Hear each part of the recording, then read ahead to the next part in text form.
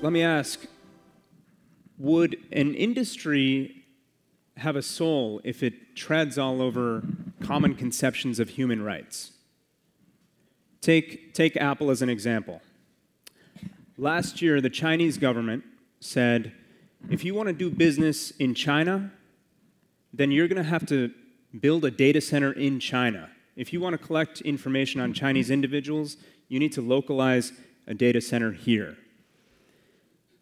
What that means, of course, is that any company, any foreign company that localizes a data center in China has to also give access to that, to any data that it has in that data center to the Chinese government, which is a surveillance state.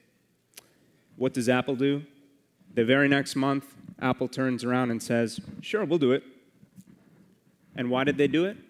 They did it because if they didn't do it, the Chinese government would pressure Apple's consumer market, existing consumer market in China, which is tremendous.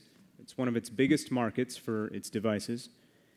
And because Apple has its manufacturing base in China. And look at Google. A couple months ago, Google there was news about Google with the CEO considering whether or not Google should enter China with a censored product, a censored search service.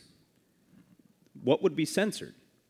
The things that the company was considering and potentially in conversation with the Chinese government about was censoring content having to do with democracy, with human rights, with religious content, stuff that we couldn't even imagine in the United States.